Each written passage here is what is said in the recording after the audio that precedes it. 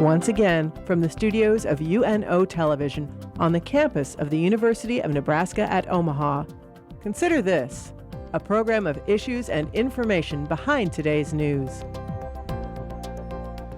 Looks like UNO has done it again. Hi everyone, I'm Kathy Wyatt. Welcome to this week's edition of Consider This. Our topic, UNO's Community Engagement Center. Before we introduce our guests, a preview now from UNO senior communication student and reporter for the Omaha News, J.R. Cantor. While some students look at the new Community Engagement Center as a building that took away from already limited parking spots, others look at the CEC as much more than that. The new Engagement Center, which has a modern feel right when you enter, is home to several community and campus organizations. One organization that calls the new building home is A Time to Heal. This Omaha-based organization is tailored to helping and rehabilitating cancer survivors by providing classes with books and musical CDs for inspiration. Co-founder Stephanie Koraleski says that she was really excited to become part of the campus life. We thought it would be a wonderful opportunity to expose students to some of the work that we do and also to get the help of the students and the faculty members. UNO's Maverick PR, a student-ran public relations firm, also calls the CEC home. Faculty advisor Karen Weber says she is excited to finally have a place to call their own. And we're going to have conference rooms that are going to lend itself to having meetings with clients. Whether or not you have an organization within the Engagement Center, people are eager to see what the building and its groups have in store. Myself included. So let's find out. Joining us in the studio are Heike Langdon. She is the manager of possibilities for this center, and next to her, Connie Spellman. Connie is the founding director of Omaha by Design. Welcome to the two of you. Thank you for being here, and congratulations. Thank you. All right, let's start off, Heike, with you, and just tell us about this center, if you would. The Barbara Waits Community Engagement Center is the only university-based standalone facility dedicated to community engagement. Pretty impressive. So tell us a little bit about the mission of this center. The mission is to foster creativity or collaboration and how that benefits education and the community. Yeah, and this way of thinking, certainly not foreign to UNO. I was going onto the website, and way back in the beginning, right, we were talking about the importance of community engagement, reaching out, making sure that everybody felt a part of what was going on right here on campus, correct? Correct, and even recently we were recognized by the Carnegie Foundation for our community engagement, and now we're finding that a lot of programs around the campus are doing engagement and have been doing engagement for years, but just not calling it that. Okay, now let's talk about the building itself so that our viewers kind of have an idea of, first and foremost, where it's located. Sure. It is directly south of the bell tower, so in the heart of the main campus. Very easy to find. Okay. And the cost of something like this was what? $24 million. It's a 60,000 square foot facility. Wow, and it was funded? Privately. All private donations, so it's not a state-funded facility. It was all private donors who believe in the role that service and volunteering plays in education and how that can then improve the community through the students, through their leadership abilities, through the programs that come out of that, and also the ability of faculty and staff in their research and programming. Wow, okay. Paint a picture, if you would. You talked about square feet, but for those people who haven't seen it, kind of walk us through what we can expect to find in there, and then we'll talk about the organizations. Okay. What I can say is that it won't be what you expect to find there. For a college campus, it's not a traditional building whatsoever. When you come in, there's a big atrium, and then off to the left, a room that we call the Commons that's full of all kinds of fun, comfortable, crazy-looking furniture for people to have random meetings at and sit next to each other. And they do. And they do. With the hope that people, students, faculty, members of the community will come in and use that space for conversations. And then the rest of the building is full of anything from small conference rooms for 4 people to one room that holds 240. And so it's hopefully with the idea that this flexibility of space will let a lot of different things happen in the building. Wow. Okay, and Heike, I have to ask, manager of possibilities. Yes. I've never known anyone to have that title. Tell us about what your day-to-day is going to entail. You know, I don't know. I never know when I walk in. Part of my job is to work with the community and university-based organizations that are in the building. Part of it is working with the community and the larger campus to do programming. And so when we started talking about my position, it tells you a lot about the organization, that anything's possible. And my job is to get things out of the way or see who needs to come together and see what we can do. So what did you do prior to being a manager of possibilities then? What road led you here to this great endeavor? I was at Coneco for 11 years, and part of my job there, their mission is open space for your mind. And so we did a lot of programming that was also about all kinds of different possibilities. And so I have a lot of experience dealing with chaos and bringing things together. So what, are you like a visionary then, or what is your strength here? Do you just happen to be extra creative? You know, what do you believe to be kind of those strengths that bring you to that kind of title and responsibility? I tell people I have a high capacity for chaos, and also and she's surrounded by it. And I think I just like to see things happen, and I like to be part of making them happen. And so what I see happening at the Community Engagement Center is that possibility, what comes out of collaboration, what comes out of bringing new ideas and conversations and people who have normally no contact with each other, what they can do together. That's pretty cool. That's what I love about it. That was the excitement when I heard about the job. Well, what a great segue. We'll talk about the collaborators here. We do have several graphics that we want to put up to show our viewers really what the heart of this building is all about, and that is its occupants, right? So we're going to have you walk us through the list, if you would, and add whatever you feel important for us to know about those respective organizations as we're going through. Okay. A Time to Heal, Buffett Early Childhood Institute, The Collaborative, which is a university-based organization, Inclusive Communities, which is a community-based organization, Maverick PR, the Metro Area Continuum of Care for the Homeless, Nebraska Shakespeare, Nebraska Watershed Network, Nebraskans for Civil Reform, the Office of Latino and Latin American Studies,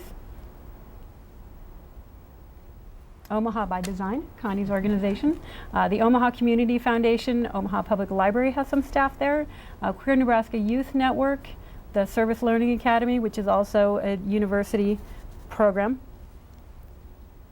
Sigma Phi Epsilon, the Social Media Lab for Research and Engagement, Spirituality, Public Health, and Religious Studies, another program, Support and Training for the Evaluation of Programs, or STEPS. Sustainability organizations is a bit of an umbrella for different programs.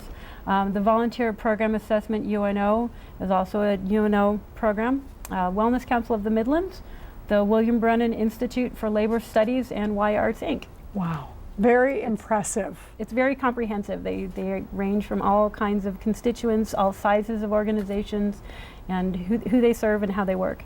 Wow. And Connie, Omaha by Design up there. So let's get going with you, and welcome, by the way. Thank you for having me. Tell us about Omaha by Design. Well, Omaha by Design is a urban design and environmental nonprofit organization that focuses on improving how Omaha looks and functions and feels. We work in partnership with private, public, and philanthropic sectors to execute projects that stem from the environmental element and the urban design components of the city master plan, two programs that we help to partner with the city to create.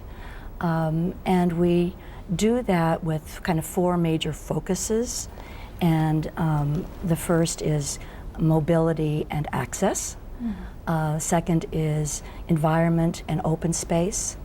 Then, of course, community appearance. And the last, and really importantly too, is neighborhood revitalization. Wow. So how did you first hear about the Community Engagement Center?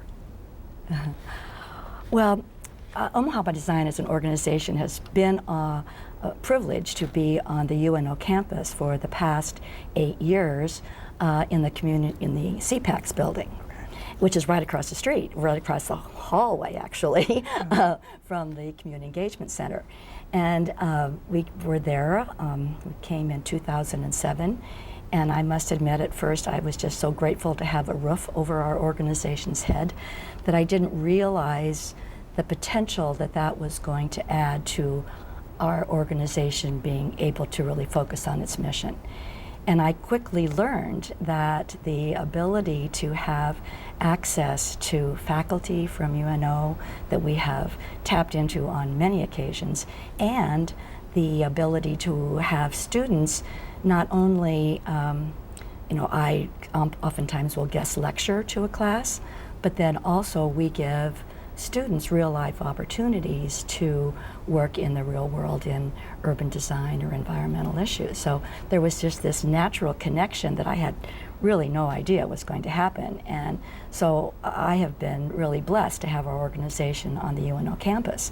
And then when I heard about the Community Engagement Center, it seemed like not only would we have access to faculty and students, but also to other nonprofits who shared similar visions.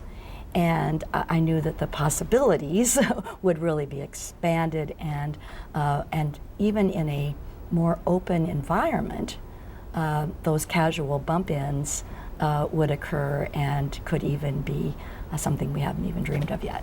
Well, and I think our viewers might have a little better understanding of the significance and the impact of a building like this, Connie, if you would talk to us a little bit about how nonprofits were connecting prior to being in one building together, which is so exciting to think about, but what were you doing in terms of networking and reaching out prior to this particular concept then? Well, our whole effort has really been about bringing diverse populations who share similar interests together.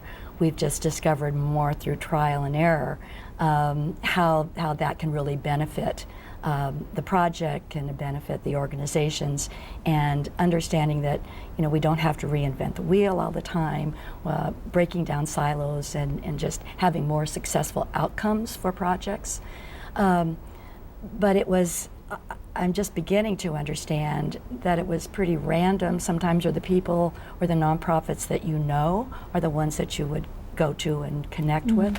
And here, the diversity, as you heard from the list that I could just talked about, I've had several random bump-ins of groups that I know I wouldn't have before, and I've already got 3 that I can't wait to have more dialogue with, because and I can give you examples of all that, but that's the kind of thing, is that this is going to be a much more strategically opportunities for collaboration and cooperation.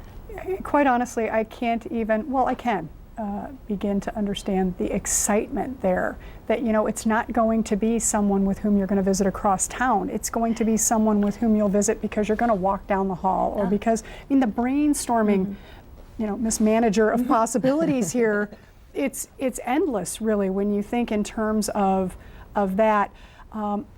Let's talk for a minute about how these organizations came to be in the building, because we have a lot of nonprofits, we have a lot of folks out there doing really good things. So what does it take for an organization to become a part of the Community Engagement Center? They went through 2 application processes already, and as Connie knows, there was a committee that worked to find a broad spectrum of, again, who they serve, different parts of the community. Some of the organizations like Omaha Public Library are very well established, others are one person. And so how they can work together and improve their programs. And then at the same time, all of the programs had to say how they would be working with students, faculty, staff, so that there's a very open exchange in both directions. And so how are we improving the lives of students? How are we giving students an opportunity to either do service learning or volunteering? And how is that programming then improving the lives of the community? So it really wanted to be reciprocal, and that was a big part of the application process. What kind of space remains, Heike, in terms of, if there are people who are kind of chomping at the bit to become a part of this, what do we have from a realistic standpoint of spaces remaining Sure. in there? They specifically left some open space right now, knowing that as people moved in, we would say, you know, what we're really missing is this. And so there's a little bit of space left for that. And then each of the organizations signs on for 3 years. And so actually at the end of every year, we'll go to them and say, are we providing what you were hoping for? Are you interacting with the campus and the community in the way that we were hoping to see out of this? And then there will be more space developed. There's space that's left to be developed if we choose to. So very much with the idea that we didn't know what would happen when the day the doors opened. And so what will happen and what grows out of that, we have some room to grow and change.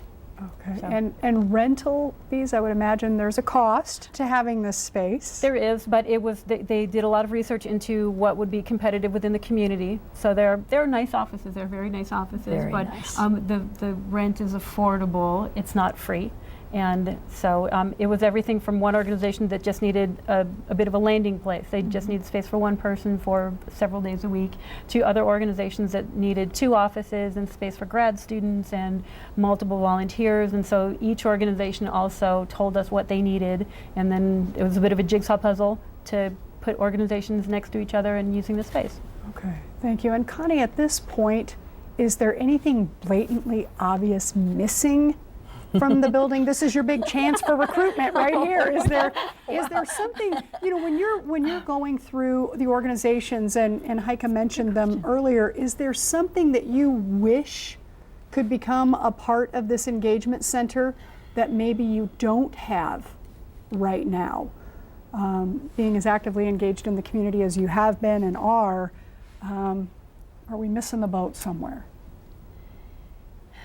I wish I could just rattle off something, but as I think about all of the different groups, certainly everything that we're addressing, which is pretty comprehensive, is really covered there. And the thing is, like, I don't know what I don't know that is missing.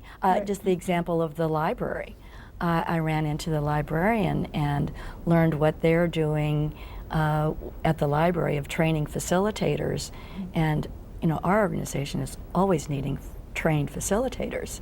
And that was one of those bumps in the hallway, and now I've told about 5 different people about what the library is doing, providing trained facilitators. So I can tell you what I'm loving about it. I can't tell you what I see is missing yet. But I know I can go to Miss Possibilities here, and she will be more than welcome to take my suggestions. Yeah, so let's talk a little bit more in terms of your role. A lot of your work was done up front or ahead of time in terms of recruiting, looking through these applications for the organizations and so forth. Now, moving forward, for example, if you look ahead to the weeks to come, the months to come, you know, what will that day-to-day, do you think, entail? Just getting to know the people in the building, getting to figure out maybe more ways to work everyone together, that kind of thing? A combination of both. I think it really, at this point, it's a lot of figuring out, like Connie is saying, what everyone does that we don't even know, because they don't think to talk about it. It's something that they take for as a matter of course in their programming. Also getting to know more about the campus, what programs do already know what we're doing, who wants to participate, maybe where opportunities are, and then a big part is educating the community that this is open to the public, and that even community organizations that aren't located within the CEC can come use the space for engagement-based programming. So if there's an opportunity in the community that they are meeting and they need a space, planning space, or something that they can work on, they're welcome to use the space as well. What I find really exciting about this, and we'll talk public now, is UNO's ongoing philosophy of lifelong learning. I love that something like this exists on the campus, because you are then a greater draw, right, to the public. So I'm watching and I'm interested in learning more. Talk to us about just kind of the general approach to the building in terms of, what do? We pick up the phone and call? Do we just stop by? What's parking going to be like? Give us kind of a general sense of that new introduction for someone who may not have been on campus for a while. The dreaded parking question. Yes. I would start with the website. We just rolled out a brand new website, and it's very comprehensive. Everything from the organizations that are located within the CEC to how that process works, what we're looking for, layouts of rooms. descriptions of what we do, to who to contact, to call. Once you find out somebody, come in. We do have parking. There's actually drop-in parking. So come get a tour, to walk around, see the space. To come into the space, just there's parking in front of the building. You just need to say that you're there for a meeting at the Barbara White's Community Engagement Center, and we will find a way to give you a tour and introduce you to what we do. Right. Can't stress it enough that these aren't just organizations who are housed in here.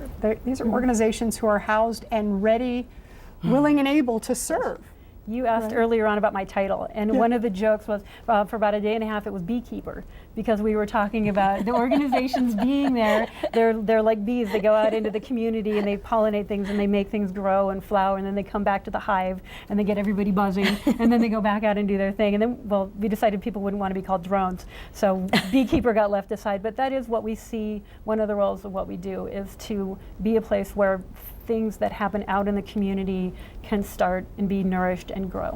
Okay, so a little bit of benefit for the community. What about now the faculty and staff? What are some specific benefits that you can share with us to the faculty and staff? Some of it might seem obvious, but talk about those benefits from the center's perspective. I think as I said, I think there are probably a lot of faculty and staff who don't realize that they are already doing engagement work, and we'd like to help them with that process, maybe strengthen their programming, give them new ideas or resources that they're not already aware of. Also, maybe there are community organizations or areas of the community that they would like to work with, and they don't really know how. They don't already have an introduction or an understanding of that part of the community, and they'd like to be working with it, so we can help them strengthen their own research and in class instruction by providing those opportunities to them. Right, and Connie, I mean, who better, really? Did you want to add something there? Just that we found that to be so true in the CPACS building, where the faculty are really such great resources, and we've had several that serve on our committees. We've been able to help them with like the PhD candidates that they have. We've been able to give stipends to have them help write white papers on sustainability or on value of transit, so that there's that connection again between faculty and students and nonprofits. It's really unlimited. I had no idea about GIS and geography, that would ever relate to our organization, and now they're my best friends because they're doing such wonderful work for us and providing those kind of services. And it helps the students give that real life experience too. So it's really very positive it's a win-win-win. And Heike, you mentioned service learning, right? Tell us a little bit more about the service learning piece of this. Sure.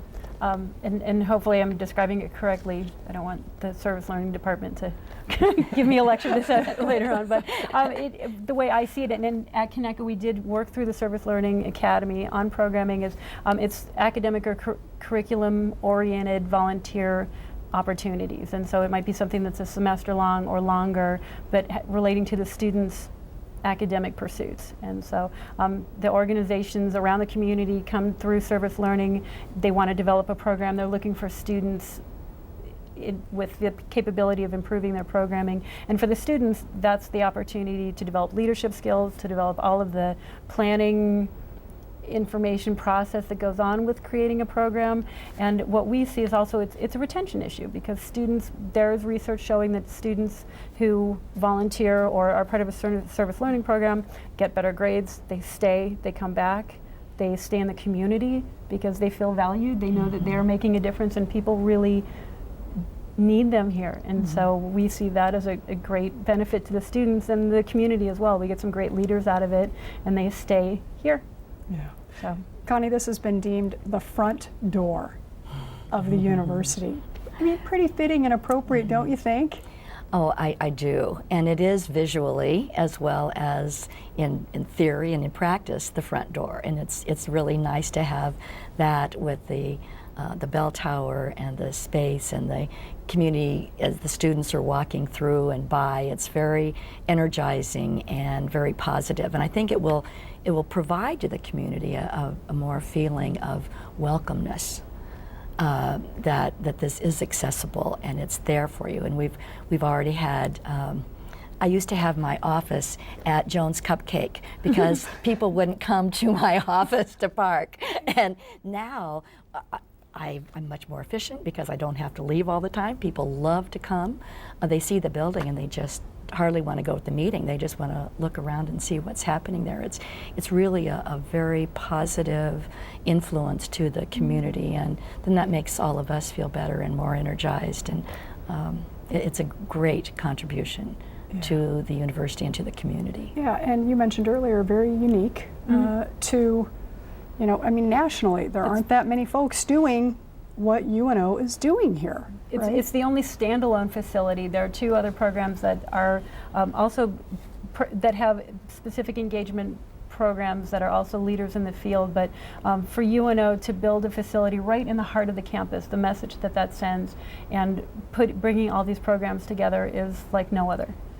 Yeah, I mean, when you think about the awareness factor alone, and those people who would not have otherwise come here without that, and the 24 excuses, great excuses beyond what's already been here to come in. So in the final minutes that we have remaining, Connie, what are you seeing down the road here? We talked about 3-year terms for organizations, but what are you looking most forward to here in the immediate and maybe the long distance kind of feel, right? Well, I haven't spoken to the manager possibilities about this, but I'm certainly hoping that we can be extended more than 3 years. Because here she is. Here I am. She just heard it, right? And I'm going to put her on the spot. No, I think that this is a place where we can really see our possibilities grow. Because of the relationships that we are already seeing happening. And so I'm so pleased and proud to be among the first who are in this facility, because I know it's going to become even more competitive. And I was on this stakeholder group, and it was kind of competitive to get, not sure what was going on, but it's been a great concept, and thanks to the donors who made it possible. Yeah, awesome. And I'm proud and pleased to be one of the first to say an official congratulations to you for this. Let's put up a graphic so that folks want to learn more. They can log on weitzcec.unomaha.edu. How exciting. Thanks to the two of you very much for being here, for letting us in on all the exciting things coming up, and we encourage folks to come check you out. Okay? Thank you. You bet. Thank you. Thank you. And thank you all for watching. We'll see you next week.